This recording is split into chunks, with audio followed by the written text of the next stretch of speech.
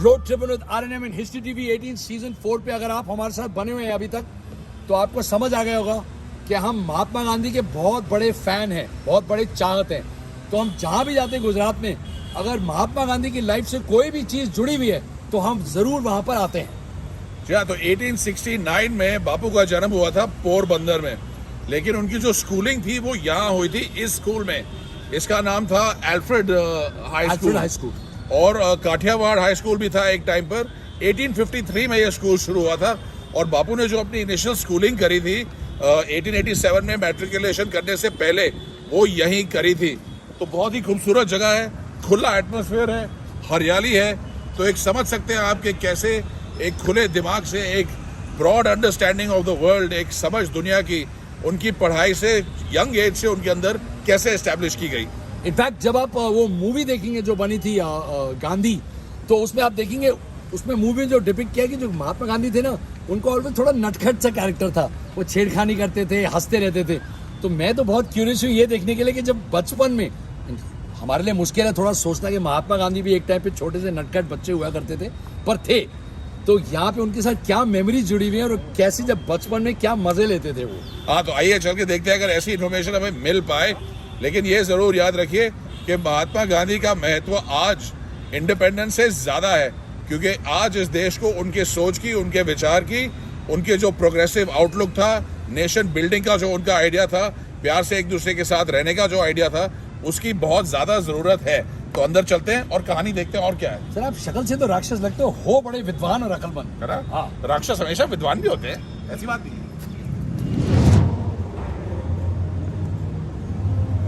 इस म्यूजियम से आप जब आएंगे यहाँ पर तो आपको गैलरीज मिलेंगी जहाँ पर प्रोजेक्शन से आपको महात्मा गांधी की ज़िंदगी और उनकी फिलॉसफीज़ के बारे में बताया जाएगा।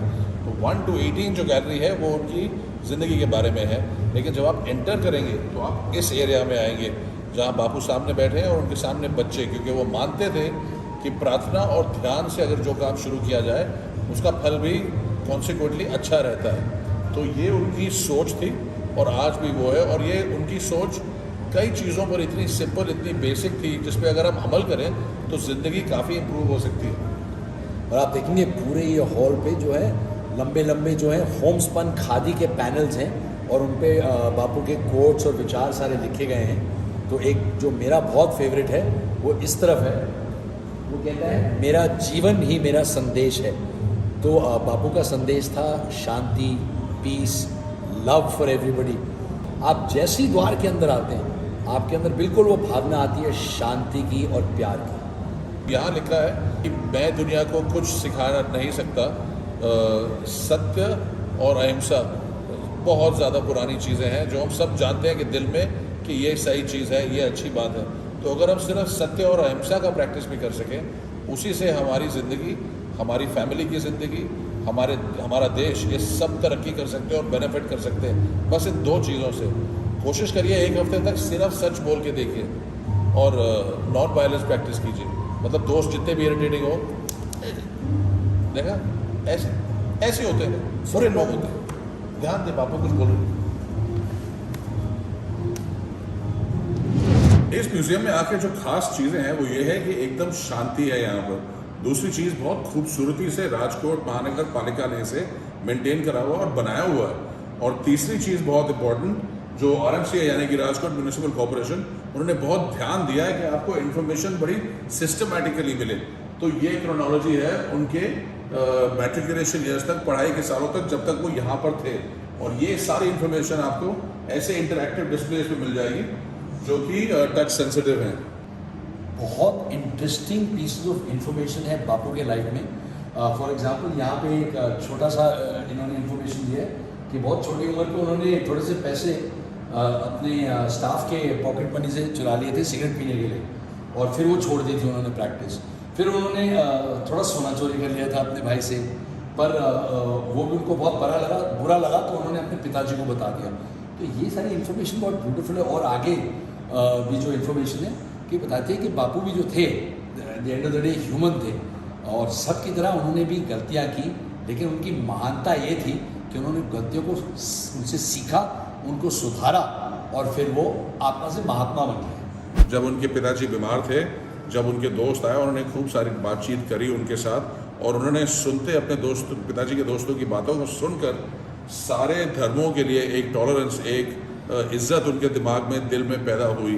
तो ये एक ख़ास बात होती है एक आदमी की जिसका दिल दिमाग इंफॉर्मेशन लेने के लिए खुला हो और दुनिया को बेहतर करने का जज्बा जिसके अंदर हो, वो हमेशा अपनी ज़िंदगी को सुधारता है और अपने आसपास के लोगों की ज़िंदगी को सुधारता है।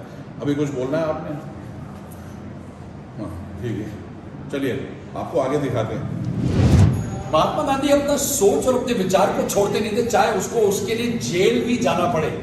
जी हाँ, ये सारी तस्वीरें जो हैं ये हैं उनके डिफरेंट जेल टर्म्स की, यानी कि जब जब वो जेल गए थे तब तक की ये तस्वीरें हैं। जैसे कि अगर यहाँ देखा जाए तो मार्च 21, 1922 से लेकर जनवरी 11, 1924, यानी कि ऑलमोस्ट 2 साल महात्मा गांधी येरावाड़ा जेल में रहे थे और उस टाइम उनकी शक्ल ऐसी थी। तो आगे चलते जाएंगे तो उनके डिफरेंट जेल टर्म्स आते जाएंगे। टोटल महात्मा गांधी ने 6 साल जेल में गुजारे, सोच में, ध्यान में और देश की सेवा में। तो ये ट्रिप जो है आप आके बड़े आराम से, सिर्फ एक पूरा अगर आप एक दिन भी लगाएंगे तो आपको एक दिन भी कम पड़ेगा। यहाँ पे इतनी सारी चीजें हैं सोचने के लिए, सीखने के लिए। तो हम तो थैंक यू बोलना चाहते हैं जो राजकोट महानगर पालिका है, आपने बहुत अच्छा काम किया है। अगर आप एक ऐसे म्यूजियम जाना चाहते हैं जहाँ पे बड़े प्यार से सब कुछ रखा गया हो, बहुत खूबसूरती से सब कुछ दर्शाया गया हो, तो आप राजकोट में महात्मा गांधी के म्यूजियम में ज़रूर आएँ और यहाँ का एक्सपीरियंस लें। गांधी जी की सोच को का बयान करना कुछ मिनटों में हमारे लिए क्या दुनिया में किसी के लिए पॉसिबल नहीं है, लेकिन यहाँ पर आए। बापू ये कहा करते थे कि अपने जो सड़े पुराने ख्याल हैं, अगर आप उन्हें छोड़कर अच्छे नए ख्याल नहीं लेंगे तो आपकी ग्रोथ नहीं होगी, आप आगे नहीं बढ़ेंगे।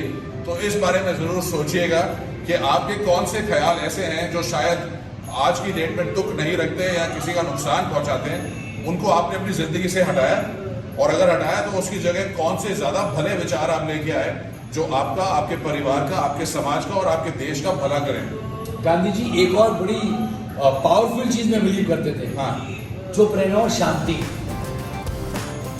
पॉइंट